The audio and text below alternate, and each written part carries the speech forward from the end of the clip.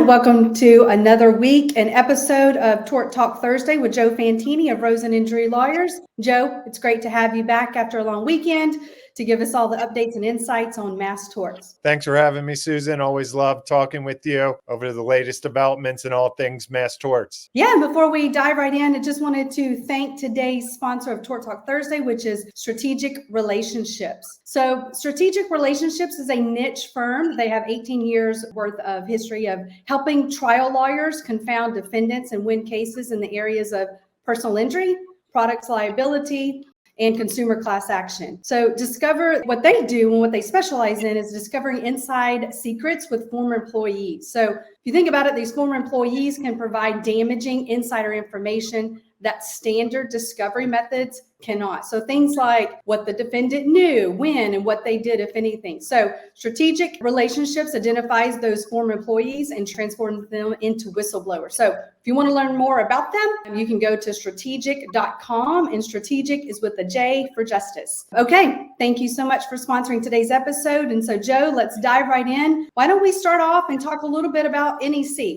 Tell us some of the updates on NEC. NEC is one of the most talked about mass torts here in 2024. You remember we talked about the two really big verdicts so far. So in March, we had the first verdict in Chicago State Court, $60 million. And then more recently, we had a verdict coming out of Missouri State Court for $495 million. So in addition to those two state court actions, we also have cases being filed in Philadelphia State Court and then the MDL. So the MDL was formed about 2.5 years ago. We have about 600 total cases filed in the MDL, and the bellwether cases just got selected, and we agreed upon the order of the first 4 bellwether trials. These are really tragic cases with really severe injuries. So we're looking forward to those cases going to trial, probably the second quarter of 2025. In the meantime, there's thousands of other cases filed in state courts, and we're looking forward to those cases going to trial. I don't think we'll have another verdict in 2024, but a lot of pressure being put on the defendants, looking for potentially a global next year in 2025. Yeah, for sure.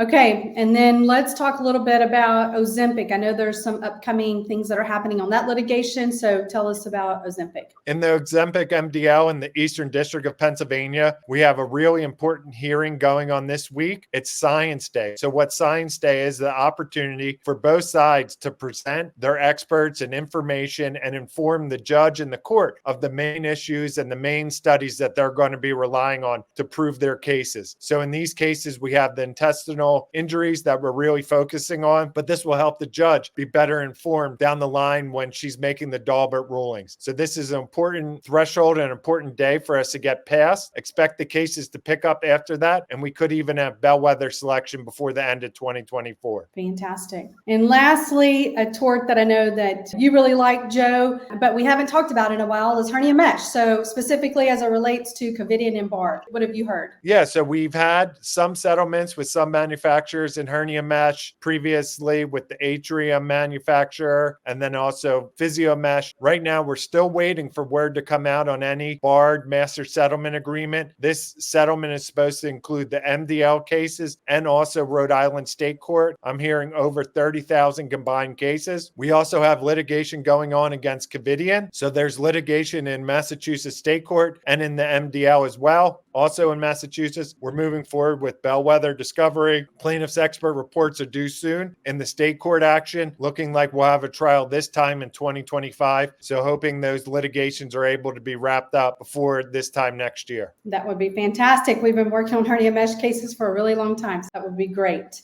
Joe, as always, grateful for you to take some time out of your week to provide these updates and insights to the industry and to me. So thank you so much for spending the time with me today. Thanks for having me, Susan. Yep. And thank you again to Strategic Relationships for sponsoring today's episode. And if you want to hear more from Joe week over week, make sure you subscribe below. Thank you.